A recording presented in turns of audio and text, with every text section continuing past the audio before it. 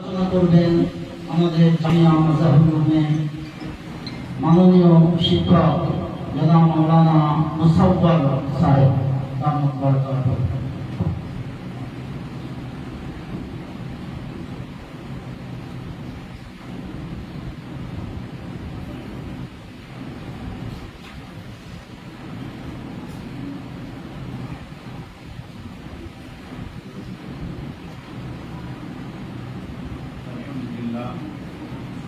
الحمد لله وكفى وسلام على عباده الذين اصطفى أما بعد فأعوذ بالله من الشيطان الرجيم بسم الله الرحمن الرحيم فاسألوا أهل الذكر إن كنتم لا تعلمون صدق الله العظيم. حضرات، آپ لوگ جانتے ہیں کہ مجھے اس مسئلے پر بات کرنی. مسئلہ ہے تقلید شخصی، یعنی تمام تر مسائل میں ایک امام کی پیروی کرنا اور ایک امام کی رہنمائی میں قرآن و حدیث پر عمل کرنا.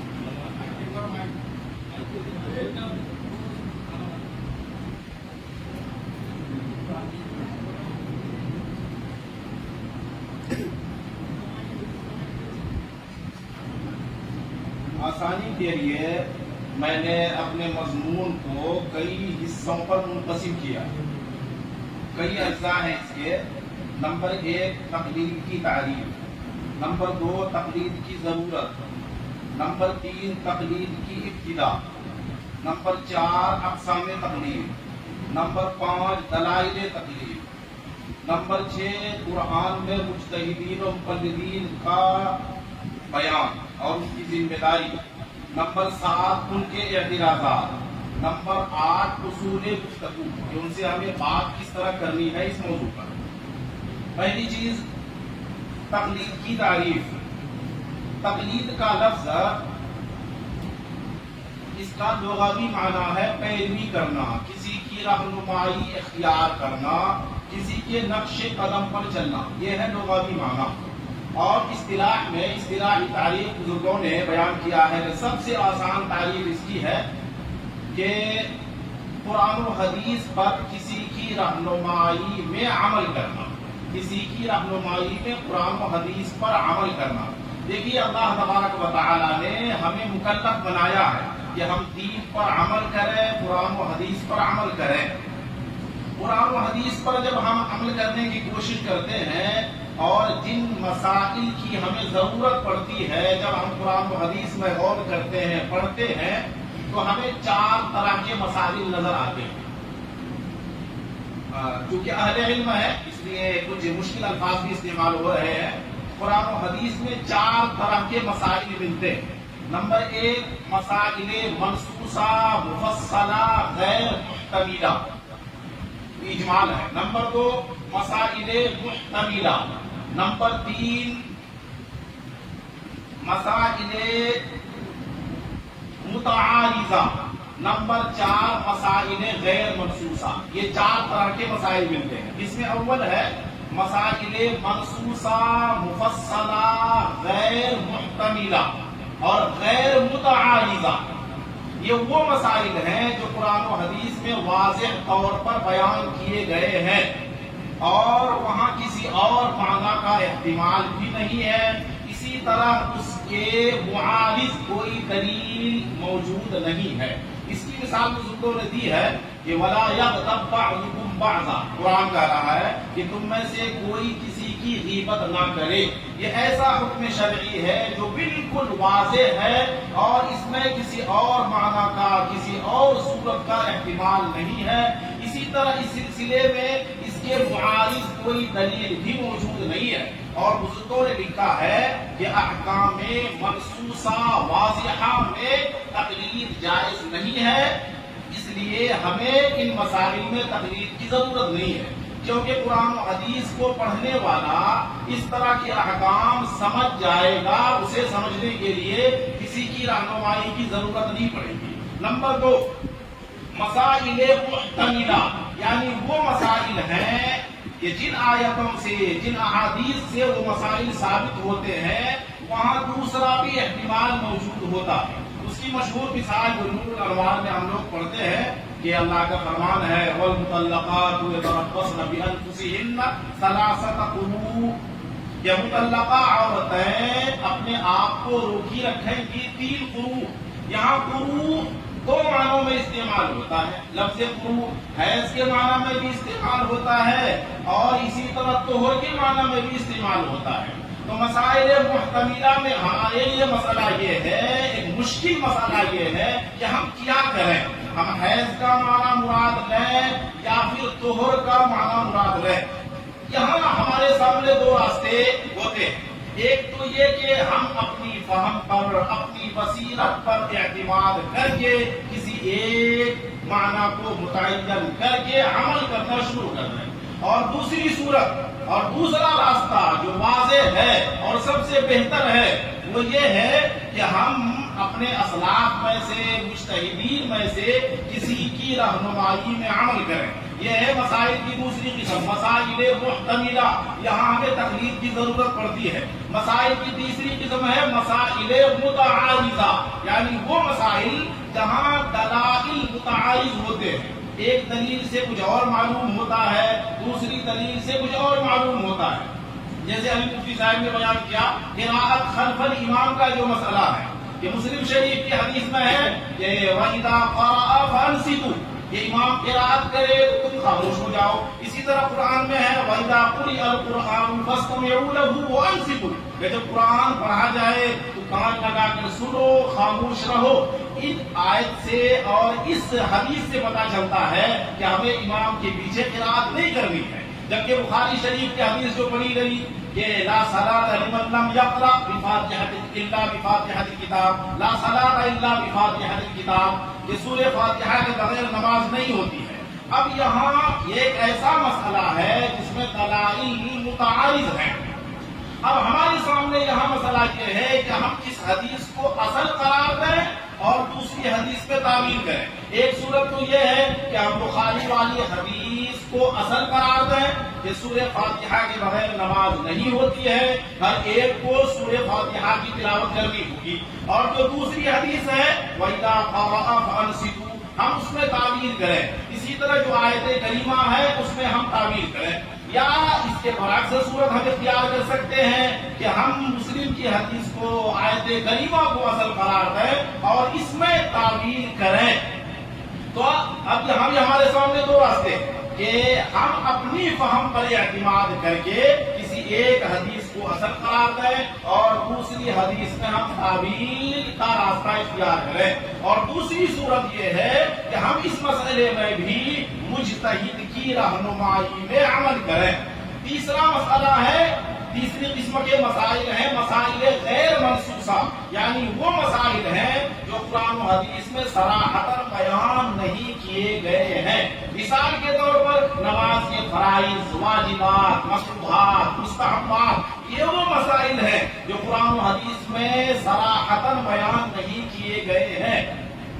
تو ان مسائل میں ہمیں تقلید کی ضرورت ہے، اس لیے کہ ہمیں مکلف بنایا گیا ہے دین پر عمل کرنے کا، قرآن و حدیث پر عمل کرنے کا، اور یہ وہ مسائل ہیں جن کا حل ہم خود بخود قرآن و حدیث سے تلاش نہیں کر سکتے۔ یہاں ہم مجتہد کی رہنمائی اختیار کرتے ہیں تاکہ مجتہد نے ان مسائل کا جو حل تلاش کیا ہے ہم مجتہد کی رہنمائی میں عمل کریں۔ تو حاصل یہ نکلا کہ مسائل تقلیدیہ 3 طرح کے ہیں، مسائل محتملہ اور مسائل متعارضہ اور مسائل غیر منصوصہ۔ مسائل محتملہ میں مجتہد کا کام ہے رفع احتمال کرنا، احتمال کو دور کر کے ایک معنی کو متعین کرنا، اور مقلدین کا کام ہے مجتہد کی رہنمائی میں اس پر عمل کرنا۔ اور دوسری قسم کے مسائل ہیں مسائل متعارضہ، یہاں مجتہد کا کام ہے رفع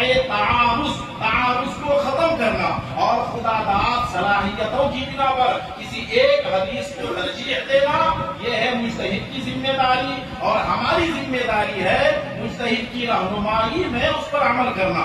اور تیسری قسم کے مسائل ہیں مسائل غیر منصوصہ، یہاں مجتہد کی ذمہ داری ہے کہ مسائل منسوسہ پر قیاس کر کے مسائل غیر منسوسہ کا حکم شرعی معلوم کرنا، اور ہماری ذمہ داری ہے مجتہد کی رہنمائی میں ان پر عمل کرنا۔ اب سوال یہ ہے سوچنے کی بات کہ یہ تین قسم کے مسائل ہیں، مسائل محتملہ، مسائل متعارضہ اور مسائل غیر منسوسہ۔ تو یہاں ہمیں کیا کرنا چاہیے؟ کیا صرف اپنی فہم پر اعتماد کرنا چاہیے اور عمل کرنا چاہیے، یا پھر ان حضرات میں سے کسی کی رہنمائی اختیار کرنی چاہیے کہ جن کی بزرگی اور جن کا تفقہ اور جن کا زہد و تقوی مسلم رہا ہے؟ تو ہر عقل مند انسان یہی کہے گا کہ اپنی فہم پر عمل کرنے سے بہتر ہے ان کی فہم پر اور ان کی بصیرت پر عمل کرنا اور ان کے بتائے ہوئے طریقے کو اختیار کرنا اور اس پر عمل کرنا۔ یہ دوسری باتیں ہو گئی کہ تقلید کی ضرورت کہاں پڑتی ہے، کب پڑتی ہے؟ تو ہمیں تقلید کی ضرورت تین قسم کے مسائل میں پڑتی ہے، اور یہ تین قسم کے مسائل وہ ہیں جو آپ کے سامنے آ گئے۔ اس کے بعد تیسری چیز ہے، بہت مختصر انداز میں بیان کرتے جا رہا ہوں، تیسری چیز ہے تقلید کی ابتدا، کہ تقلید کی ابتدا کب ہوئی۔ اس کو یاد رکھیں، غیر مقلدین دھوکہ دیتے ہیں کہ تقلید کا یہ عمل بہت زمانے کے بعد شروع ہوا ہے۔ یاد رکھیں یہ سراسر ان کا مغالطہ ہے۔ آقا مدنی صلی اللہ علیہ وسلم کے دور میں تقلید ہوتی تھی اور اقتداء ہوتا تھا۔ چنانچہ ایک حدیث جو آپ لوگ جانتے ہیں کہ حضرت معاذ بن جبل رضی اللہ عنہ کو جب آقا مدنی صلی اللہ علیہ وسلم نے یمن کی طرف یمن کا قاضی بنا کر، گورنر بنا کر، وہاں کا مجتہد بنا کر روانہ کیا، تو فرماتے ہیں کہ جب حضرت وہاں یمن پہنچے تو وہاں حضرت اجتہاد کرتے تھے اور یمن والے حضرت کی رہنمائی میں، حضرت معاذ کی رہنمائی میں دین پر، قرآن و سنت پر عمل کرتے تھے، اور یہ تقلید کا عمل آقا مدنی صلی اللہ علیہ وسلم کے دور میں ہوا ہے۔ اور بزرگوں نے لکھا ہے کہ آقا مدنی صلی اللہ علیہ وسلم کو یمن والوں کے لیے صرف ایک قاضی، ایک مجتہد کو بھیجنا، یہ گویا یمن والوں کو دعوت دینا ہے کہ تم ایک کی تقلید کرو اور تم پر ایک کی تقلید لازم ہے۔ اور یہ بھی حقیقت ہے کہ جو حضرت معاذ بن جبل یمن پہنچے اور آپ نے تنے تنہا وہاں، آپ تنہا وہاں ایک ہی مجتہد تھے، جب آپ نے اجتہاد سے مسائل بیان کیے تو ایک آدمی بھی یمن میں ایسا نہیں ہوا کہ جس نے انکار کیا ہو کہ تقلید گناہ ہے، تقلید شرک ہے، تو تقلید بدعت ہے۔ گویا اس سے نتیجہ یہ نکلا کہ دورہ نبوی میں یمن میں ایک بھی غیر مقلد موجود نہیں تھا۔ دوسرا، آقا مدنی صلی اللہ علیہ وسلم کے دور میں دو قسم کی تقلید رائج تھی، ایک تو تقلید مطلق اور ایک تقلید شخصی۔ تقلید مطلق کس طرح رائج تھی؟ بزرگوں نے لکھا ہے کہ آقا مدنی صلی اللہ علیہ وسلم کے دور میں مسائل معلوم کرنے کے تین طریقے تھے، مسائل معلوم کرنے کے تین طریقے تھے۔ آقا مدنی صلی اللہ علیہ وسلم کے قریب جو لوگ رہتے تھے وہ پیش آمدہ مسائل آقا مدنی صلی اللہ علیہ وسلم سے پوچھ کر معلوم کر لیتے تھے۔ تو اس زمانے میں مسائل کو حل کرنے کا ایک طریقہ تھا نبی علیہ السلام سے پوچھنا، معلوم کرنا، اور جو صحابہ کرام دور میں رہتے تھے اگر وہ اجتہاد کی صلاحیت رکھتے تو وہ خود اجتہاد کرتے تھے، اور جو اجتہاد کی صلاحیت نہیں رکھتے تھے وہ ان کی تقلید کرتے تھے۔ اس کی مثال وہی ہے کہ حضرت معاذ آقا مدنی صلی اللہ علیہ وسلم سے دور تھے، اجتہاد کی صلاحیت تھی، وہ اجتہاد کرتے تھے، اور یمن کے دوسرے لوگ ان کی تقلید کرتے تھے۔ اس کے بعد جب آقا مدنی صلی اللہ علیہ وسلم اس دنیا سے تشریف لے گئے تو حل مسائل کے تین طریقوں میں سے ایک طریقہ، ایک راستہ ختم ہو گیا۔ اب امت کے پاس مسائل معلوم کرنے کے دو طریقے باقی رہ گئے، نمبر ایک اجتہاد کرنا، نمبر دو جو اجتہاد کی صلاحیت نہیں رکھتے ہیں وہ مجتہد کی تقلید کریں۔ یہ دو راستے باقی رہ گئے۔ پھر اللہ تبارک و تعالیٰ کے فضل و کرم سے کہ اللہ نے ائمہ اربعہ کو توفیق دی اور انہوں نے فقہ کو مدون کیا، مرتب کیا اور تقریباً تمام تر مسائل انہوں نے فقہ میں محفوظ کر دیا۔ تو 14ویں صدی ہجری میں علماء نے یہ فیصلہ کیا کہ تقلید کا عمل، اجتہاد کا عمل مکمل ہو گیا ہے، مسائل مدون ہو چکے ہیں، اس لیے اب آئندہ اجتہاد کی ضرورت باقی نہیں رہی، بلکہ کسی کو اگر تقلید کرنی ہے، بلکہ ہر ایک کو کرنی ہے، تو پھر چاروں اماموں میں سے کسی ایک کی تقلید کرے۔ تو اس کے بعد 14ویں صدی کے بعد اب ایک ہی راستہ باقی رہا، وہ راستہ ہے تقلید کا۔ تو حل مسائل کا ایک ہی راستہ اس زمانے میں باقی ہے، وہ ہے تقلید کا۔ باقی دو راستے منقطع ہوئے، اور یہ منقطع اس لیے ہوئے، پہلا راستہ منقطع ہوا آقا مدنی علیہ السلام کے اس دنیا سے تشریف لے جانے کی وجہ سے، اور دوسرا راستہ جو اجتہاد کا تھا وہ منقطع ہوا اس لیے کہ اس کی ضرورت باقی نہیں رہی۔ اب ایک تیسرا راستہ متعین ہو گیا کہ وہ یہ کہ کسی ایک کی تقلید کی جائے۔ پھر آقا مدنی صلی اللہ علیہ وسلم کے زمانے میں دو طرح کی تقلید ہوتی تھی، تقلید مطلق اور تقلید شخصی۔ تقلید مطلق کا مطلب یہ تھا کہ انسان پیش آمدہ مسائل جس مجتہد سے چاہے معلوم کر لے اور اس پر عمل کرنا شروع کر دے۔ ایک مسئلہ ایک مجتہد سے معلوم کر لیا، دوسرا مسئلہ دوسرے مجتہد سے معلوم کر لیا، یہ ہے تقلید عام، تقلید مطلق، تقلید غیر شخصی۔ یا آقا مدنی صلی اللہ علیہ وسلم کے زمانے میں یہ تقلید رائج تھی، اسی طرح تقلید شخصی بھی رائج تھی، لیکن بعد میں جب زمانہ بدل گیا، انسانوں میں تقویٰ کی، بزرگی کی کمی آ گئی اور نفس پرستی، خواہش پرستی کا غلبہ ہونے لگا، تو پھر علماء کا اس پر اتفاق ہوا کہ اب تقلید مطلق کی اجازت نہ دی جائے، ورنہ لوگ دین کو مذاق بنا لیں گے اور ہر ایک آسان سے آسان مسئلے پر عمل کرنا شروع کر دے گا، اور کیا ہوگا کہ دین آسانیوں کا مجموعہ بن کر رہ جائے گا، اور پھر تقلید کسی امام کی نہیں ہوگی، تقلید ہوگی اپنی خواہش کی۔ جس امام کا قول پسند آیا اس کی تقلید کر لی، پسند کیوں آیا کہ نفس نے اسے پسند کیا اس لیے ہم نے اس کی تقلید کر لی۔ تو بعد میں علماء نے یہ فیصلہ کیا کہ اب امت کو تقلید شخصی پر جمع کر دیا جائے، چنانچہ پھر علماء کا اتفاق ہوا، اجماع ہوا کہ اب صرف ایک راستہ ہے امت کے پاس، وہ ہے تقلید شخصی کا، تقلید مطلق کا راستہ نہ اختیار کیا جائے۔ پانچویں بات ہے دلائل تقلید، کہ ہم جو تقلید کرتے ہیں، کسی امام کی پیروی کرتے ہیں، یہ کہاں سے ثابت ہے؟ یاد رکھیں، بزرگوں نے لکھا ہے کہ قرآن کریم میں اللہ تبارک و تعالیٰ نے انسانوں کے 3 طبقے بیان فرمائے، انسانوں کی 3 قسمیں بیان فرمائی ہیں۔ ایک جماعت ہے جسے قرآن نے کہا ہے اہل ذکر، اور کہیں قرآن نے کہا ہے منیب الی اللہ، کہیں قرآن نے کہا ہے اولو الابصار، اور کہیں قرآن نے کہا ہے فقیہ، یہ ہے پہلی جماعت، اور کہیں قرآن نے کہا ہے اہل استنباط، یہ ہے پہلی جماعت، اور دوسری جماعت وہ ہے، اچھا اس جماعت کی ذمہ داری قرآن نے کیا بیان کی ہے؟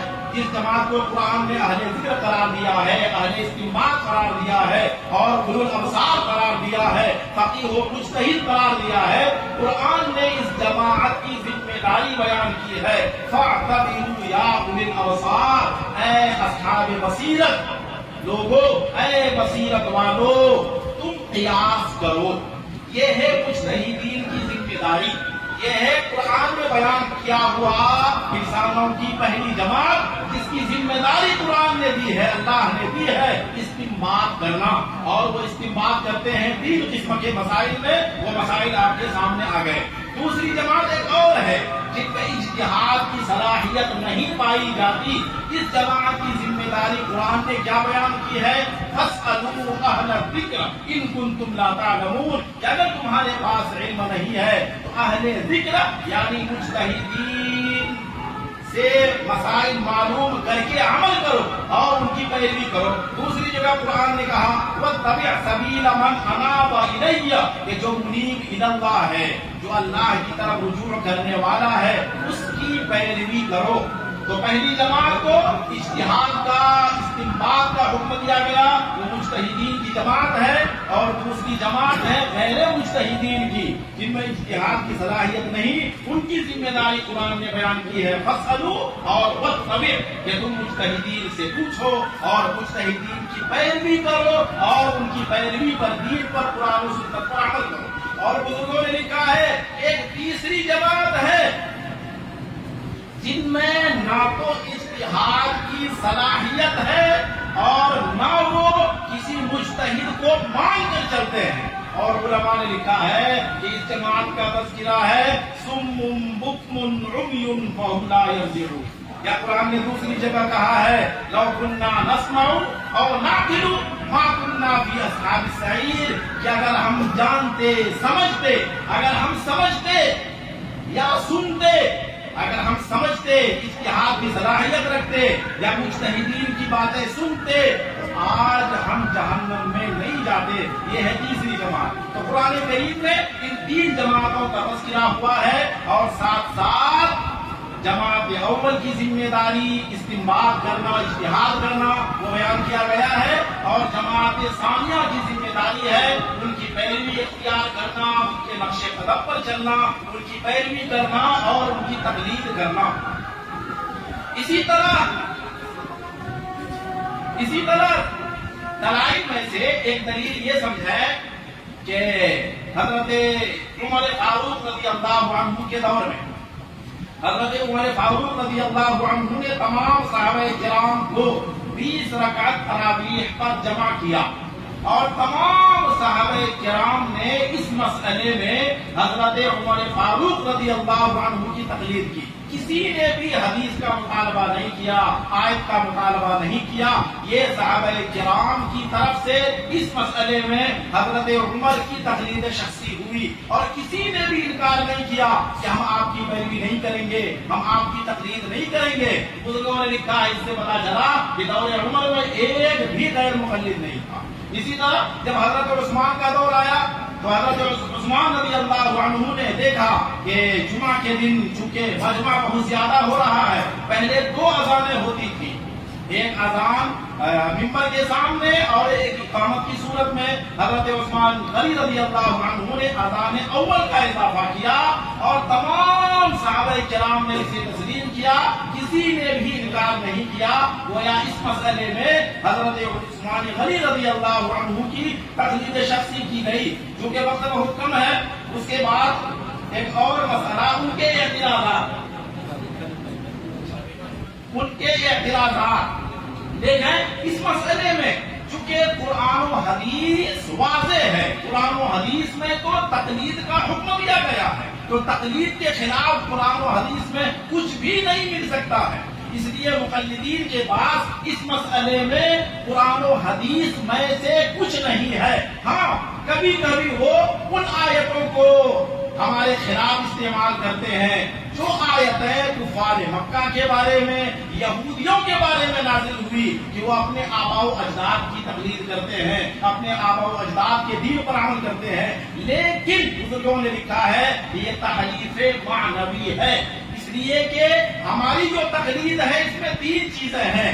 یہاں غیر مقلدین جو غیر مجتہد ہیں، عام لوگ ہیں، عامی، یہ تقلید کرتے ہیں مجتہد کی اور دین پر عمل کرنے کے لیے.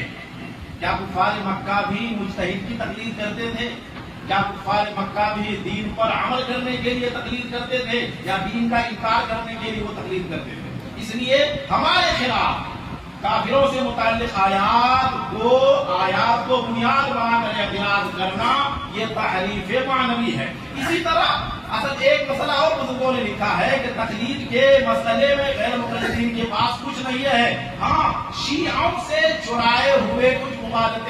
دیکھو شیعوں کے یہاں یہ مسئلہ ہے کہ وہ صرف زندوں کی تقلید کرتے ہیں، مردوں کی تقلید نہیں کرتے. شیعی تقلید کے قائل ہیں، لیکن ان کا امام زندہ ہونا چاہیے. کس امام کی موت ہو گئی اب اس کی تقلید نہیں کریں گے، زندوں کی تقلید کرتے ہیں. تو شیعوں کی طرف سے مسلمانوں پر، احناف پر اعتراض ہوا تھا کہ آپ زندوں کی تقلید کیوں کرتے ہیں. اس طرح کے مختلف اعتراضات کیے گئے تھے. انہی اعتراضات کو غیر مقلدین نے چرا کر ہم پر وارد کرنا شروع کیا. مثال کے طور پر ان کا ایک اعتراض یہ ہوتا ہے کہ امام نے خود تقلید سے منع کیا کہ فلاں امام نے کہا کہ میری تقلید نہ کرنا. جب تمہارے امام نے خود تقلید سے منع کیا ہے تو تم اپنے امام کی تقلید کیوں کرتے ہو؟ دیکھیں یہ ایک مغالطہ.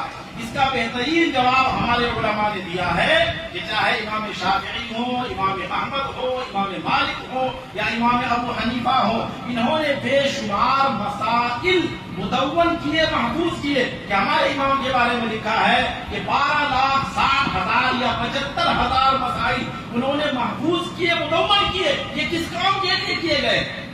فرماتے ہیں کہ ہر مسئلہ دعوت تقلید ہے.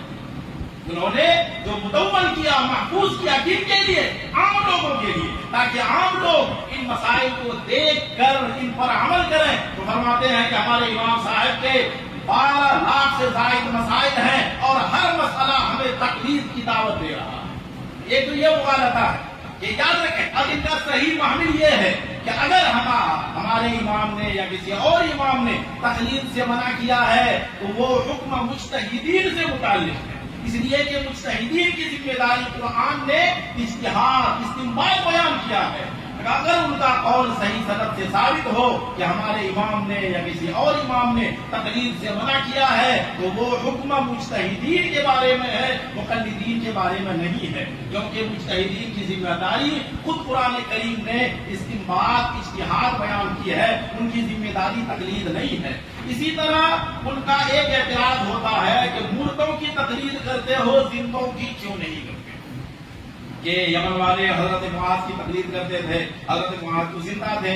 یا صحابہ کرام نے ایک مسئلے میں عمر فاروق کی تقلید کی جب وہ زندہ تھے، عثمان غنی کی تقلید کی، وہ زندہ تھے. تم مردوں کی تقلید کیوں کرتے ہو؟ اس کا جواب یہ ہے کہ تقلید کا مدار اس پر نہیں ہے کہ مجتہد زندہ ہے یا مردہ ہے. تقلید کا مدار ہے آسانی پر اور اس پر کہ وہ کون ہے جس کے مسائل مدون ہیں، محفوظ ہیں اور ہماری ہر ضرورت اس سے پوری ہو سکتی ہے. اور ہماری ہر ضرورت، ہمارا ہر مسئلہ اگر حل ہوتا ہے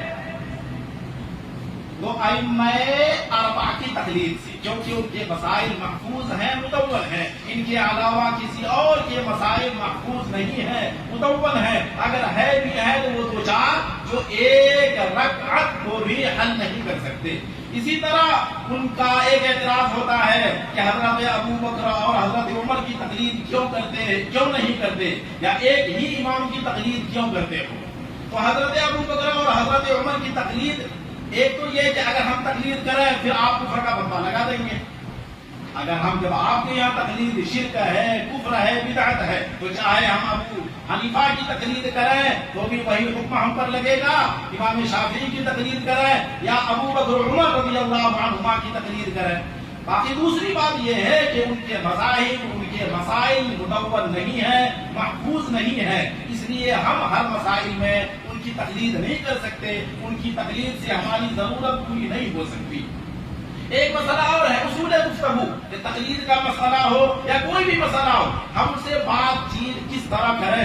اس کا ایک طریقہ بزرگوں نے لکھا ہے کہ سب سے آسان طریقہ جس میں مطالعہ کرنے کی بھی ضرورت نہیں، کہ اگر آپ سے پوچھا جائے کہ تم سورہ فاتحہ نہیں پڑھتے ہو، تمہاری نماز نہیں ہوتی، یا آپ سے پوچھا جائے کہ آمین زور سے کیوں نہیں کہتے ہو، اسی طرح ایک مسئلہ ہے کہ ہاتھ ناپ کے نیچے کیوں باندھتے ہو، اوپر کیوں نہیں باندھتے. تو اس کا ایک طریقہ اور ایک راستہ سب سے آسان ہے، وہ یہ کہیں کہ دیکھیے ہمیں اسی طرح نماز پڑھنا آتا ہے. اگر آپ چاہتے ہیں کہ ہم قرآن و حدیث کے مطابق نماز پڑھیں تو آئیے بیٹھیں اور ہماری نماز شروع سے آخر تک صحیح کرا دیں، اور پھر تکبیر تحریمہ سے ہم مسائل پوچھنا شروع کریں کہ بھائی قرات کا مسئلہ تو بیچ میں ہے، یہ ہے تکبیر تحریمہ سے. اور پھر کیا کرنا ہے؟ ہر مسئلے سے متعلق 4 سوال کرنے ہیں. مثلا تکبیر تحریمہ کا حکم کیا ہے. اب ظاہر ہے کہ فرض ہے، واجب ہے یا سنت ہے، یہ قرآن و حدیث میں کہیں بیان نہیں کیا گیا ہے. نمبر 2، اس کے منکر کا حکم کیا ہے. کوئی آدمی تکبیر تحریمہ کا منکر ہو تو کیا ہوگا؟ کافر ہوگا، فاسق ہوگا، بدعتی ہوگا. جو بھی بیان کیا جائے قرآن سے ہو، حدیث سے ہو. نمبر 3، تارک کا حکم کیا ہوگا؟ اگر آدمی چھوڑ دے تو تارک کا حکم کیا ہوگا؟ نمبر 4، مغیر کا حکم کیا ہوگا؟ یعنی ایک آدمی نے اللہ اکبر کے بجائے اللہ اجل، اللہ اعظم کہہ دیا تو پھر مسئلہ کیا ہے؟ قرآن و حدیث کی روشنی میں ہمیں بتا دیں. تو ایک ہی مسئلے میں وہ آپ سے جدا ہو جائیں گے. پھر اب وہ آپ کا پیچھا کر رہا تھا، اب آپ ان کا پیچھا کریں. یار آ جاؤ، اسی طرح ہمیں تقلید سے، اجماع سے، قیاس سے نکالو. اس لیے کہ ہم محتاج تھے، ضرورت کی وجہ سے ہم اجماع کی طرف گئے تھے، ضرورت کی وجہ سے قیاس کی طرف گئے تھے، ضرورت کی وجہ سے تقلید کی طرف گئے تھے. تمہاری ذمہ داری ہے کہ تم ہمارے سارے مسائل قرآن و حدیث سے حل کر دو. ہم تقلید کو بھی چھوڑیں گے، اجماع کو بھی چھوڑیں گے اور قیاس کو بھی چھوڑیں گے. اب ہمیں ان کا پیچھا کرنا ہے کہ کب تیار ہو ہماری نماز کو درست کرنے. ماشاء اللہ، جزاک اللہ.